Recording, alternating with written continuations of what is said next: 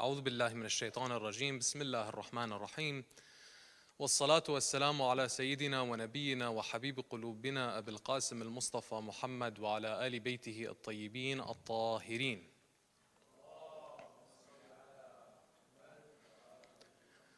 الحمد لله رب العالمين، الحمد لله الذي جعلنا من المتمسكين بولاية سيدي ومولاي علي بن أبي طالب، والحمد لله الذي هدانا لهذا وما كنا لنهتدي لولا أن هدانا الله. بسم الله الرحمن الرحيم. رب اشرح لي صدري ويسر لي أمري واحلل عقدة من لساني يفقه قولي. In the name of God, the most beneficent, the most merciful, we ask Allah to send His greatest peace and blessings upon Muhammad wa ali Muhammad. We praise Allah for all the blessings He has given us. And the greatest blessing being that He allowed us to be of the ones who remain steadfast, dedicated, and loyal on the path of our Master after the Prophet, the commander of the faithful, the prince of the believers, the protector of the Prophet and his message, Imam Ali ibn Abi Talib alayhi salam. We praise Allah for this blessing and every blessing, for without Allah we would have nothing. Assalamu alaikum, my dear respected brothers, my dear respected sisters, wa rahmatullahi wa barakatuh. Firstly, my brothers and sisters, I sincerely send my condolences to you all, as this is a time of mourning in which we come together in this ritual, in this symbol, in this statement that we make to one another, to our community, to our society, in this time of mourning, that we remember Mazlumiyat al-Zahra alayha salam. This oppression that she experienced is the core of the identity of the believer in Muhammad wa ali Muhammad. And tonight, inshallah, and tomorrow night, I want us to take parts of this reflection on what this mazlumiyya means. Oppression that was experienced by Lady Fatima alayhi salam so soon after the passing of her father Muhammad sallallahu alayhi wa alih, in which the Prophet Muhammad sallallahu alayhi wa alih would promise Lady Zahra and tell her, my dear Fatima, you will be the first of my family to follow me after I die. Now, in each night we're going to answer two questions. Tonight, we're going to ask and answer the following two questions. One, why is Mazlumiyat al-Zahra alayha salam, the oppression that Lady Fatima al-Zahra alayhi salam, and generally Mazlumiyya, oppression, why is it that having a position against oppression and our relationship when it comes to understanding and reflecting upon oppression that is experienced by the oppressed, why is this sha'ira, or why is this shi'ar, this symbol, this slogan, why is it something that is characteristic of tashayyu', of Shi'ism, of Shia Islam? Why, as Shia Muslims, as followers of Ali ibn Abi Talib, Amir al-Mu'mineen alayhi salam, why is this so important to us? And how do we engage with this idea of mazlumiyya? When you look at Lady Fatima al-Zahra alayhi salam, to Amir al-Mu'mineen Ali ibn Abi Talib, to Imam al-Hasan and Imam al-Hussein, biwaqa'at al-Taf, in the tragedy of Karbala, you see mazlumiyya as this theme that we have from Imam to Imam, in which they were oppressed, and the oppression that they experienced brought out certain truths and a stance for justice and a stance for religion and truth that would reign across time. But why is this so important, and how do we engage in it? Is it one that we learn from Ahlul Bayt alayhim salam, a position of rising against tyrants and rising against those who bring forth oppression in the world? Is it merely that, or is it something else? Do we engage with the lessons that were experienced or the history that was experienced and have certain lessons that are a little bit deeper than that?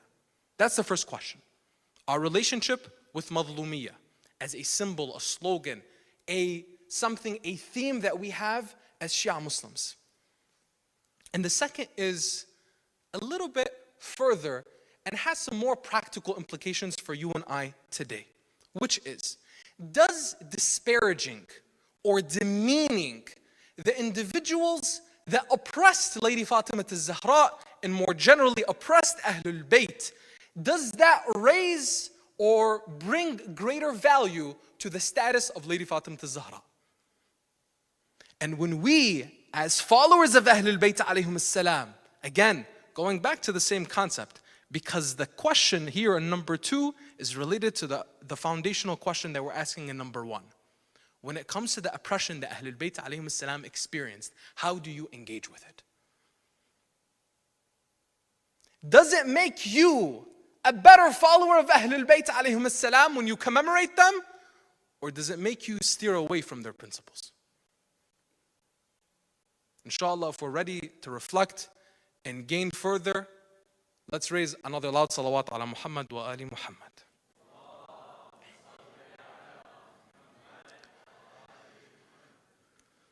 Brothers and sisters, when we're looking at these two questions, al-madhlumiyya, and then disparaging those who oppressed Ahlul Bayt alayhim as-salam, we have to ask ourselves, how do we look at history?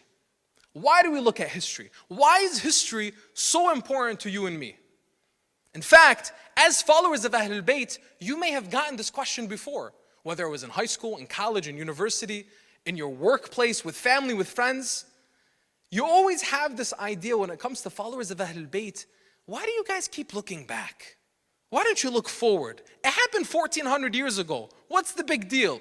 Keep what's in the past, just look forward. Now let's just focus on now. Who's heard that? Who's heard these kind of expressions where, why do you guys keep looking at history, keep looking in the past? Why do you look back? Sisters, nobody? Brothers? All right. Some of us have engaged in this dialogue of why do you look at history? Forget it. It happened a long time ago. Allah subhanahu wa ta'ala will judge.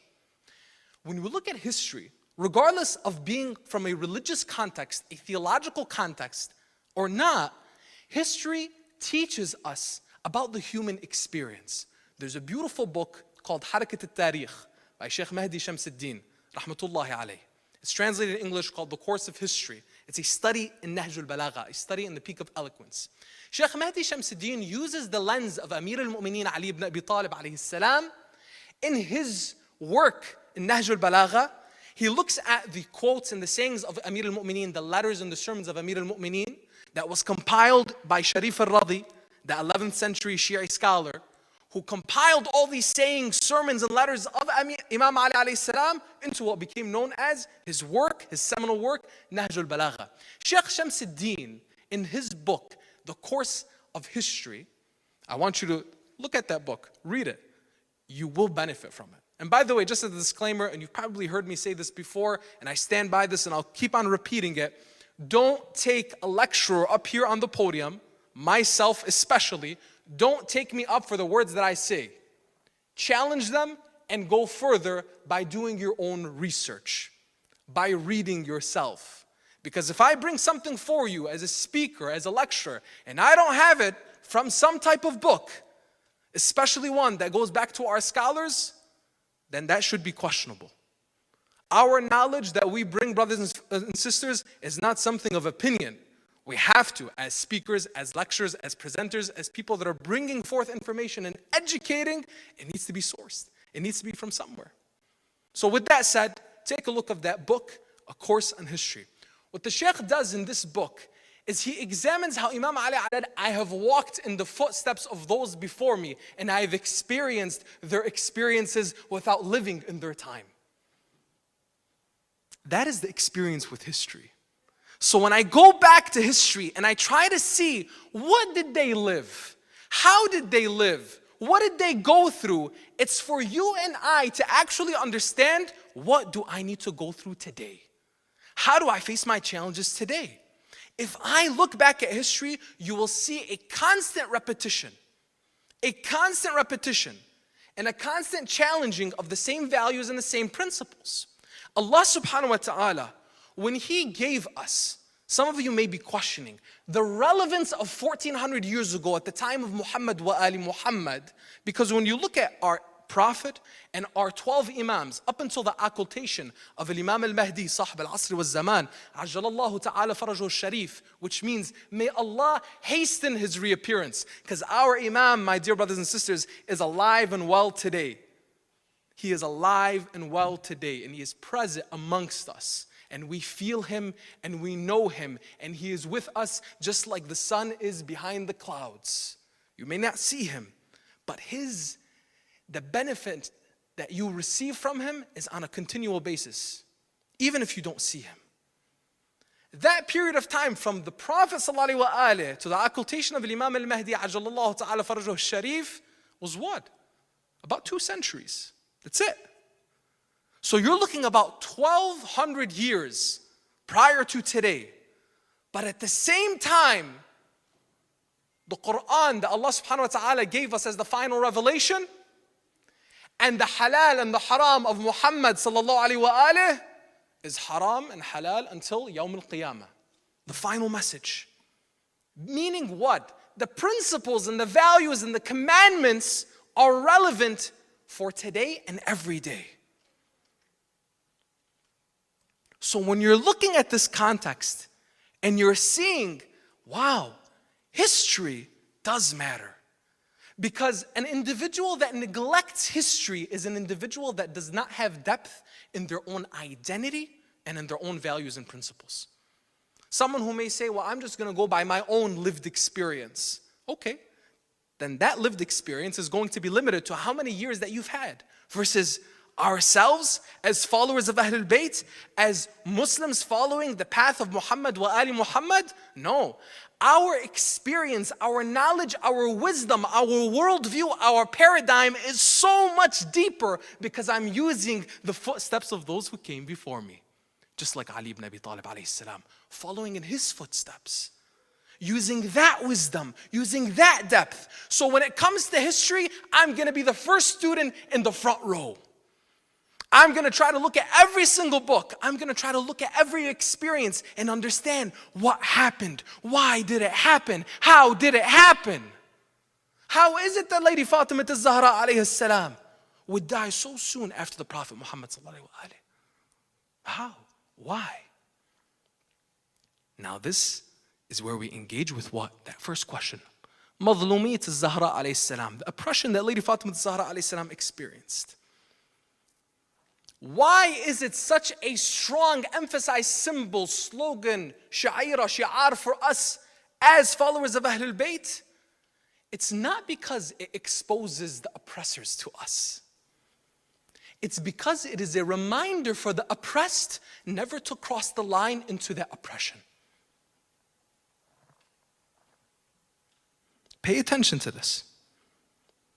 Our emphasis and Madhlumiyat al-Zahra alayhi salam is for us to identify and see these were individuals that so soon after the death of the Holy Prophet Muhammad sallallahu alaihi wasallam would have the audacity, though they were close to the Prophet, and though they were companions of the Prophet, and though they were from Ummat Muhammad, they would have the audacity to not only transgress against the individual that was Fatimiya al-Zahra alayhi salam, but against the sanctity and status that was ghadabu Fatima, the anger of Fatima, min ghadab from the anger of Allah. That the Holy Prophet would tell his people, be mindful of my daughter Fatima. Her anger is my anger, and my anger is the anger of God. The connection of Lady Fatimiya al-Zahra alayhi salam was a direct connection to the divine. So what did that mean? That meant that Muslims that were a part of the faith, that were together in that community, would have the audacity and would slip and would prioritize their own ambitions over the sanctity of the faith that they supposedly were committed to. So what is that a reminder to us for? And you take this, by the way, from Madhlumiyat al-Zahra, the first oppression that was experienced by Ahlul Bayt alayhi salam, onto the rest of Ahlul Bayt, Imam Ali alayhi salam, Imam al-Hasan, Imam al-Hussein alayhi salam, in Waqa'at al-Taf, and you see in the Battle of Karbala, you had individuals that the Imam was looking to on the other side of the battlefield and saying, calling them out by name, calling them out by the tribes that they belong to, and said, were you not from the people that called onto us and brought us to here in Iraq? Were you not of the individuals that said, we do not want the injustice and the tyranny of Yazid, and so we call you forth, O Imam? Were you not the individuals that called us forth? If you do not want us anymore, we will go back to our homeland of Medina. But they changed, or they tricked, or. Similarly and likewise, with each Imam and each member of Ahlul Bayt alayhim salam, you saw an oppression that they experienced. But the oppression is not limited as us commemorating what they went through and commemorating how oppressed they were is not merely to expose the oppressor, but as a reminder for each and every one of us as followers, as individuals that are committed to their path, to not fall in that same camp.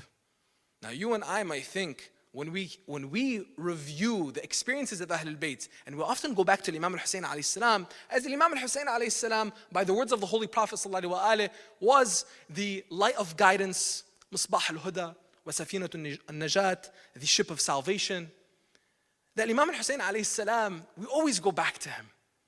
We always go back to him. We always go back to that tragedy, Waqa'at al-Taf, the tragedy of Karbala. And we say, يا ليتنا كنا معكم فنفوز فوزا عظيما. We wish we were with you, O Imam Hussein, so that we would have had a great victory with you. Because the victory of Imam al-Hussein alayhi salam was the victory of what? Of truth over falsehood. No matter all the numbers on the other side of the battlefield, and no matter that their physical or numerical greatness that they had over the army of Imam al-Hussein alayhi salam, Imam al-Hussein alayhi salam was victorious across the centuries and across the time. But you and I, when we have the sense of we wish we were with you, do we actually know that we would have sided with the Imam on that day?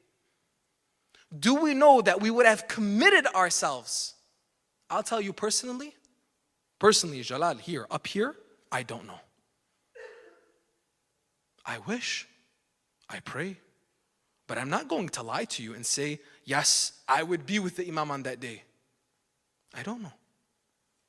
I pray to Allah subhanahu wa ta'ala, beseeching Allah subhanahu wa ta'ala, through Sahib al-Asr wa Zaman, the Imam of my time, who sees and is a witness to my deeds. I have an Imam. Let's not live our days, my brothers and sisters, as if we don't have an Imam, just because we can't see him. That's like living your life without God. That's like living your life acting as if God doesn't exist just because you don't see God. But sometimes we do. Sometimes we live like that. But the beauty of God's grace and mercy is what? That even when we neglect Him, even when we forget Him, He still allows us to come back all the time.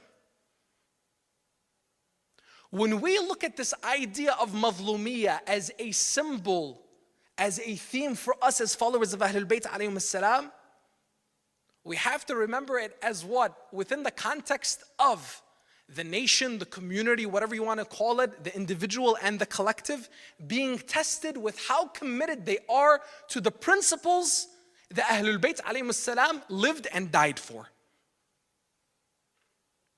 What did they live and die for? I'm not going to pose this as a rhetorical question. I want anybody from the audience to just shout out an answer. What did Ahlul Bayt live and die for? Justice? What else? Sister? What was it? Hope? Haqq? Okay, haqq. Justice or truth? Anyone else? Naam? Say that again, sister. Dignity?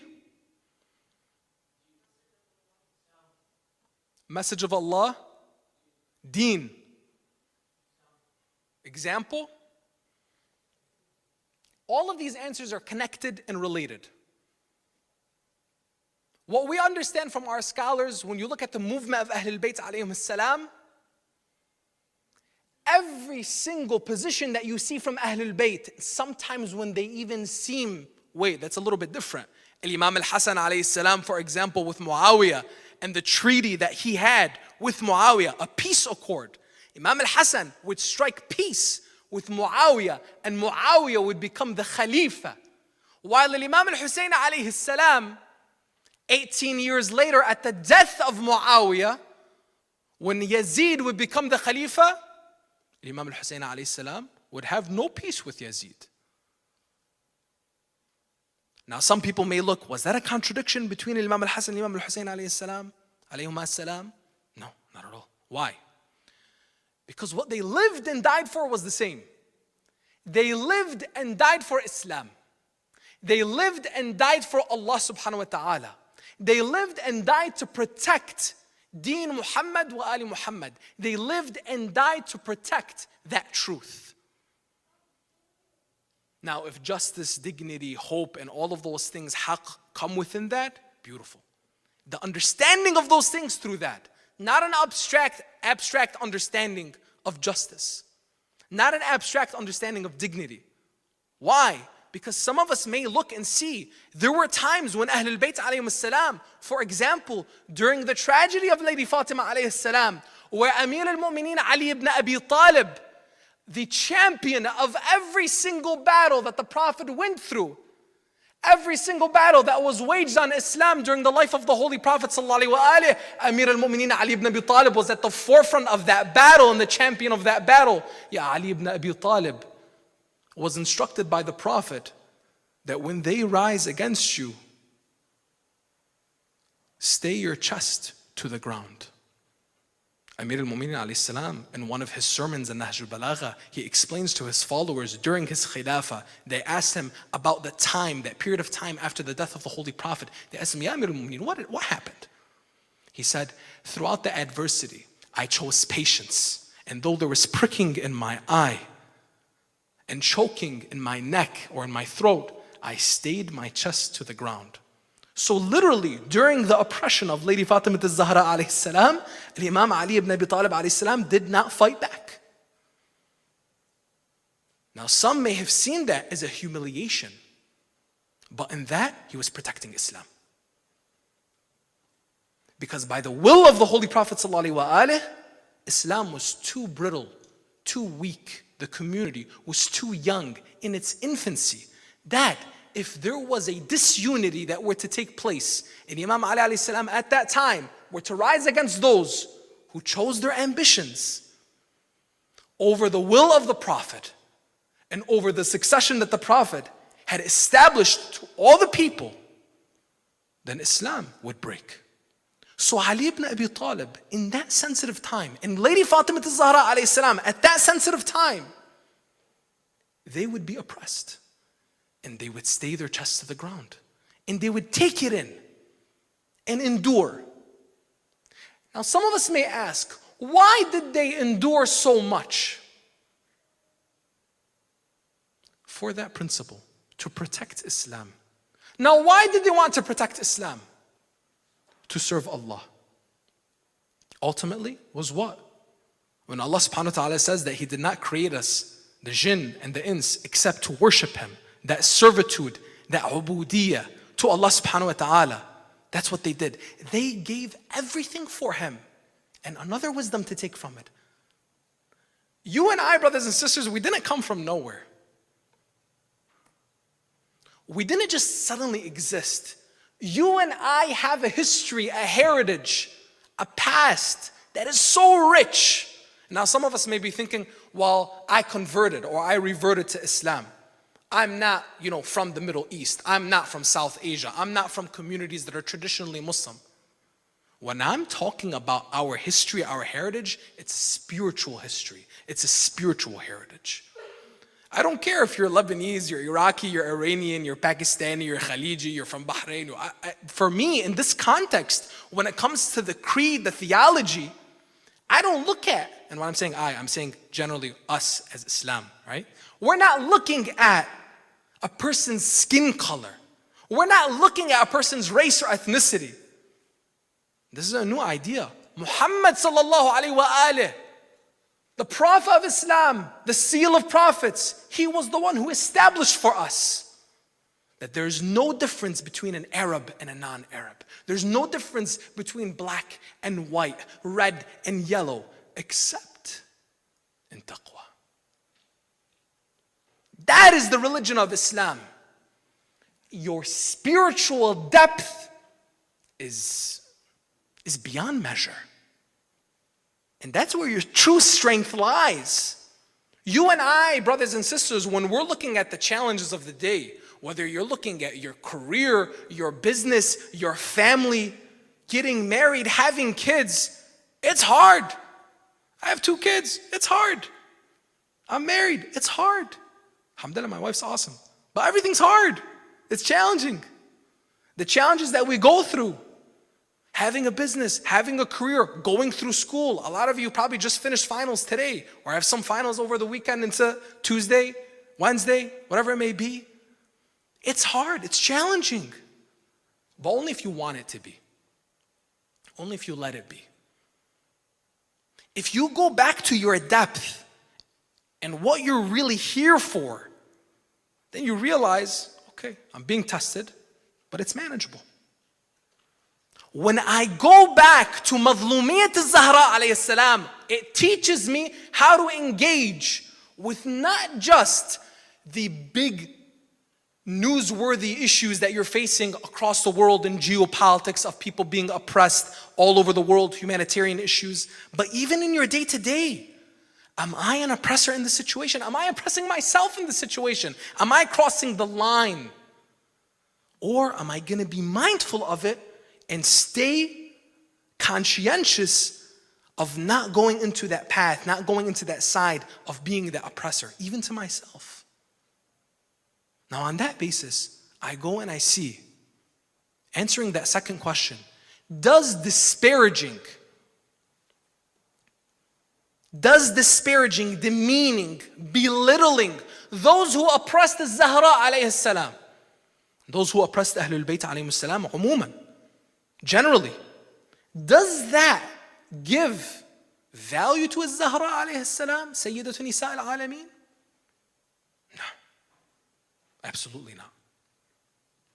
In fact, when we as followers of Ahlul Bayt alayhi salam mock, belittle, disrespect, disparage, demean anyone for that matter, we're only bringing negativity to ourselves and to our school of thought.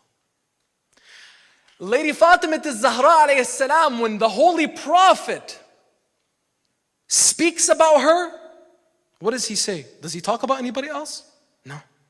He talks about Fatima. You just need to say the word Fatima. Fatima is Fatima. And the whole world will know.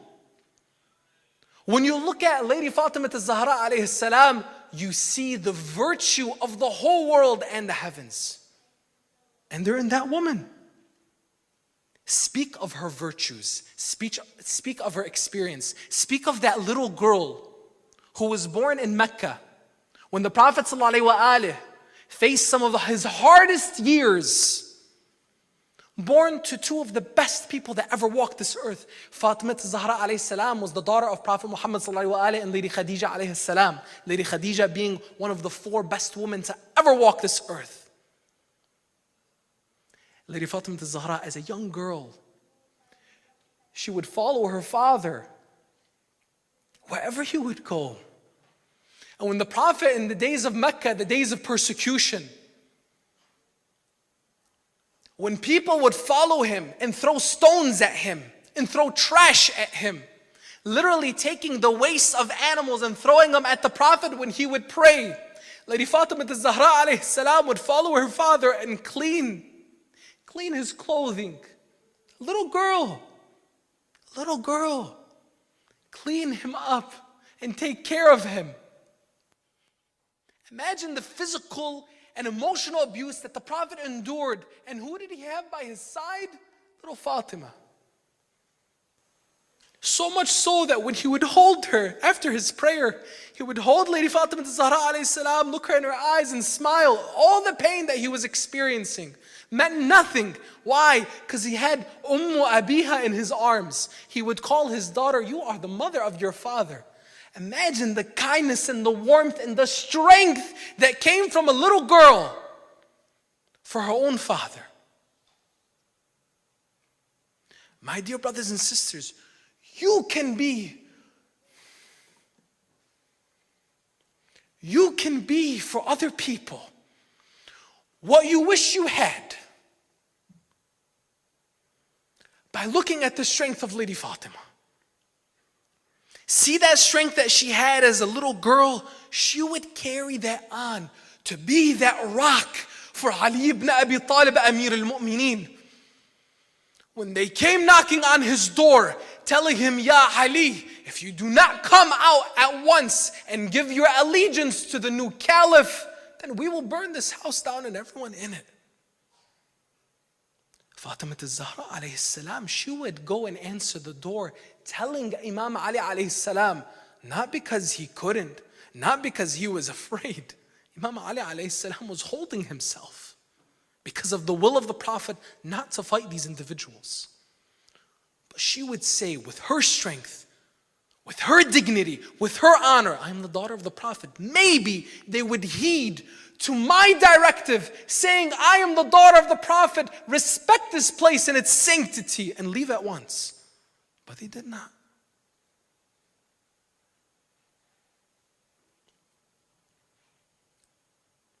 But we, brothers and sisters, as followers of Az-Zahra alayhi salam, we do not stoop to the level of those who disrespect the sanctity of Az-Zahra by being disrespectful ourselves. We sing the praises of Az-Zahra and we honor her story and we remember her tragedy. But there's no need to disparage or demean anyone. The history is the history. Open the books of history, read it loud and clear. And for anyone who wishes to enter into an intellectual discourse, it can be had. You can have an intellectual conversation and make it happen. But the virtue and the respect of Ahlul Bayt alayhim salam is our highest priority. Honoring that and being true followers of them, as Imam al-Sadiq alayhi salam would tell us, كُونُوا زَيْنًا لَنَا وَلَا تَكُونُوا شَيْنًا عَلَيْنَا. Be an adornment to us, not a disgrace to us. With that, brothers and sisters, let us enter into mourning Az-Zahra alayhi salam and remembering what she went through, what she experienced. If we tell you this tale of sorrow, will you lend us your hearts to borrow? Will you share in Fatima's pain? Will you remember Fatima's name?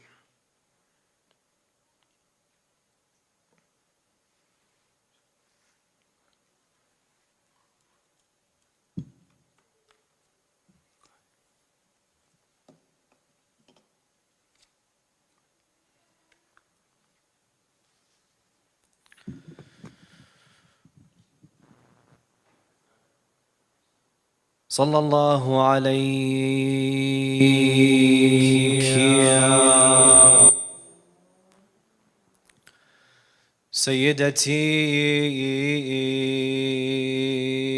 ومولاتي يا فاطمة.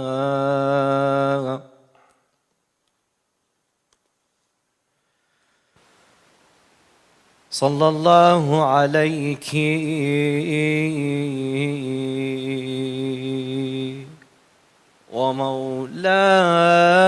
ومولاتي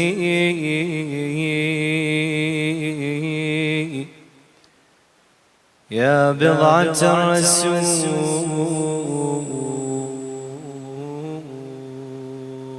يا زهراء.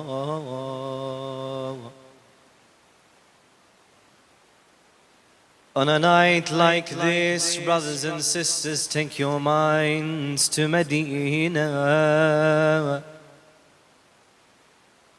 As a woman walks towards the grave of her father, Rasulullah. A woman battered and bruised, walking slowly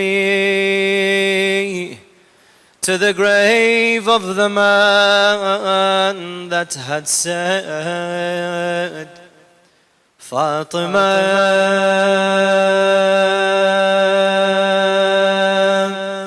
is a part of me. Whoever hurts her has hurt me.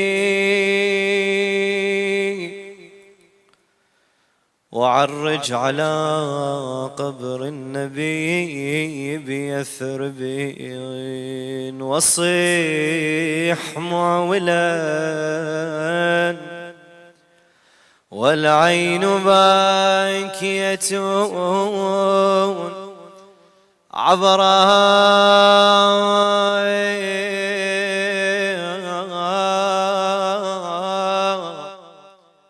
وقف عنده دام الفؤاد بحسرته. You stand in front of the grave with a broken heart and say, وصيح يا أبا الزهراء قد ماتت الزهراء. But the response that we have towards the Prophet is we tell the Prophet, ask her, O Muhammad, ask her of the tragedies, فسل تفاصيل الرزايا لعله يخفف من غلواء مهجتها الحرايا. What do you think she will say? وما قصة المسمار سل عنه صدرها. And what about the story of the nail? And what about the story of her chest? فينبيك ما حال التي عصرت عصرا. And there's more. وعن محسن سنها لماذا سقوطه. And ask her about Muhsin and why fell وما ذنبه حتى يذوق الردى المر.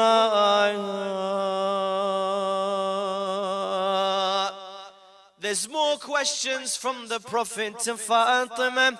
أمين لطمة بالعين أم منع البكاء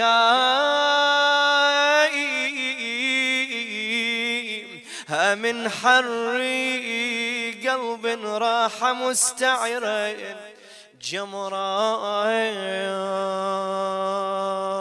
Who is it that can explain the situation?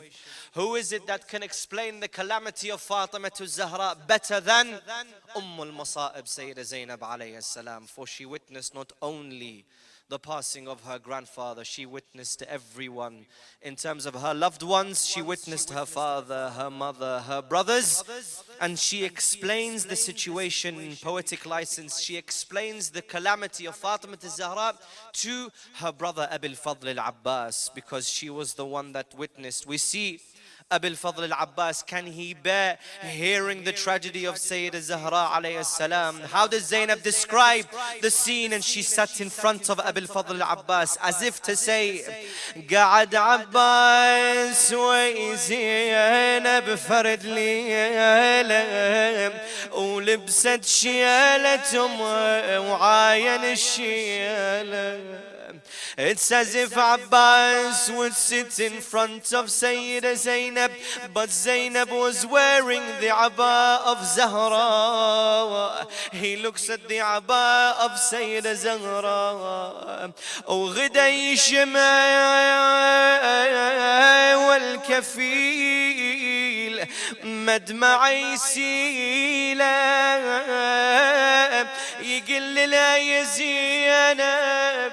He says to her, oh Zainab, tell me, سالفي لي قد عددهم كان.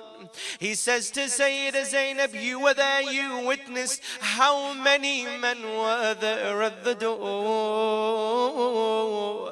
يا زينب سالفي لي قد عددهم كان.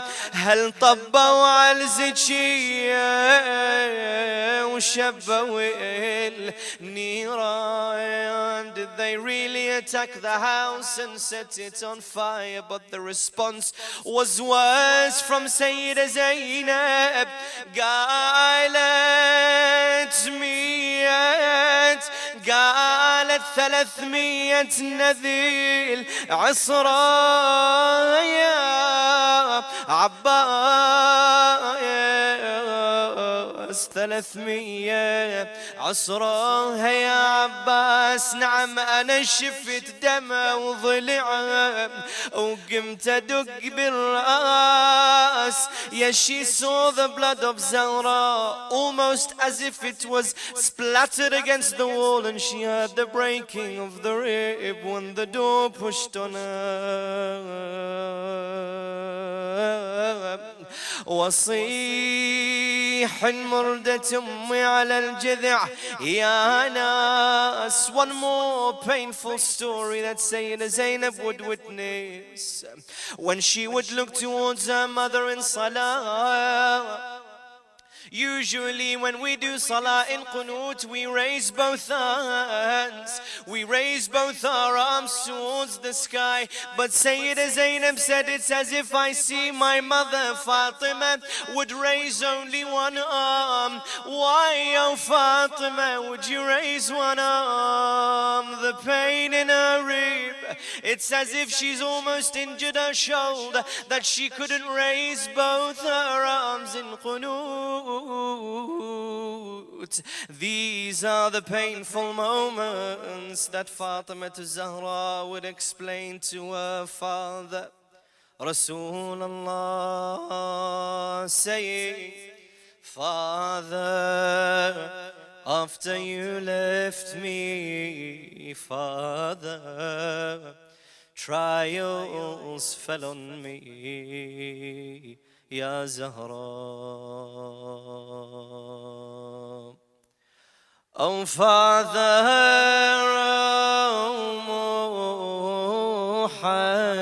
Muhammad, your absence burns an arrow.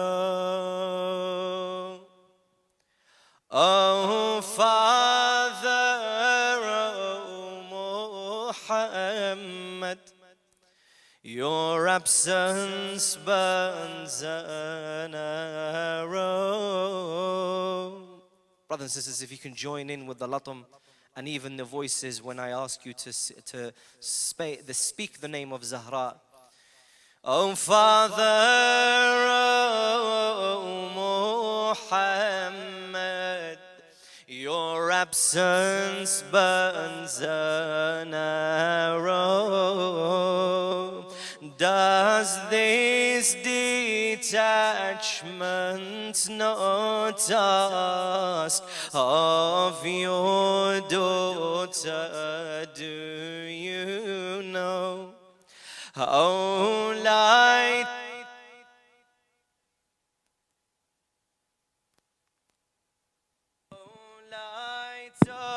my eyes and ears. From these eyes endless tears flow. He who abides in the heavens, he who abides in the heavens, I'm in the house of sorrow. Ya Zahra, Ya Zahra, Ya Zahra, Ya Zahra, Ya Zahra, Ya Zahra, Ya Zahra, Ya Zahra. I come to your grave with my wounds, that devils see as delight, wounds that if my husband saw, he'd tear down the day and night. Yet whilst fears rest in his eyes, yet whilst tears rest in his eyes, for your speech still I wait. Must I be slapped once again? Must I be slapped once again? 2 words from your grave ignite. Ya Zahra, Ya Zahra, Ya Zahra. جميعا ما شاء الله. Ya Zahra, Ya Zahra. Your daughter's eyes filled with the tears, your daughter's eyes filled with tears, yet here I find you asleep. Know that for you when I'd weep, 1,000 angels would weep. Your city sleepers complain, your city sleepers complain. From my weeping they can't sleep.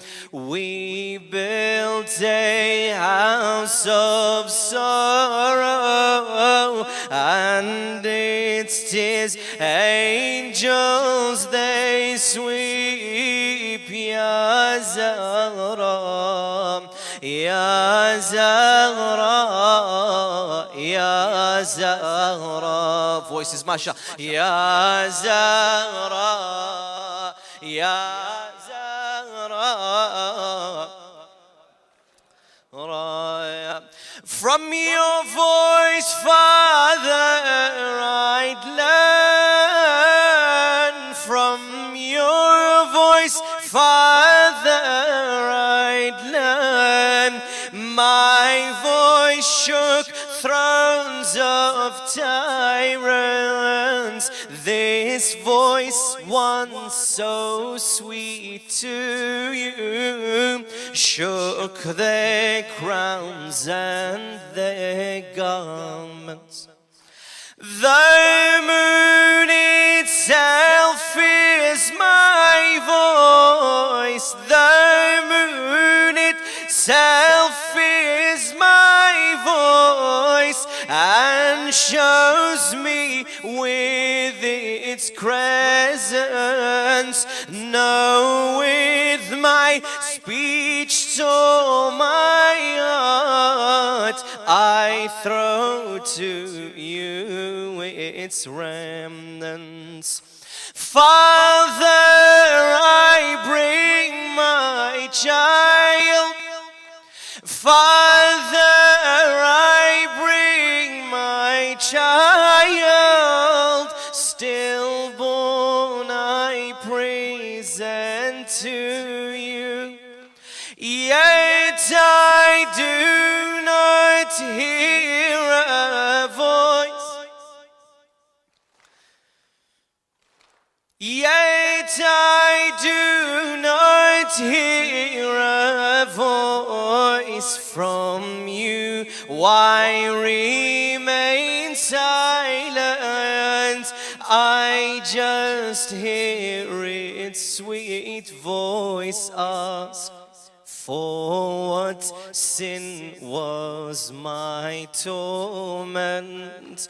If of me you do not ask, for my son do you lament? Ya Zahra, Ya Zahra, Ya Zahra, Ya Zahra. ما شاء الله ما شاء الله.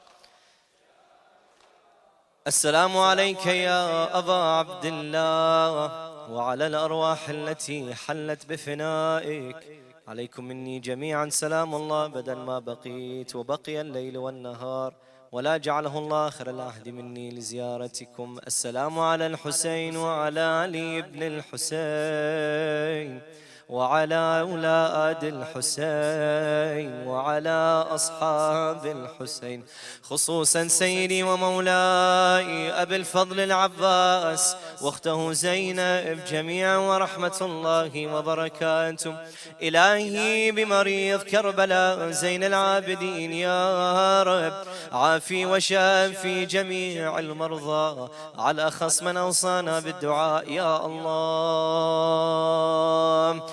اللهم وفقنا لمراضيك، جنبنا معاصيك، اجعل عواقب أمورنا خيرا يا الله. إلهي بحق مظلومية الزهراء اقض حوائج المؤمنين والمؤمنات يا الله. إلهي ارزقنا في الدنيا زيارة الحسين وبالآخرة شفاعة الحسين يا الله. اللهم عجل لوليك الفرج واجعلنا من أنصاره وأعوانه ومن الذابين عنه من المستشهدين بين يدي يا الله. وإلى أرواح المؤمنين والمؤمنات وأرواح الحاضرين والسامعين نهدي لهم ثواب سورة المباركة الفاتحة مسبوقة بالصلاة على محمد وآل محمد.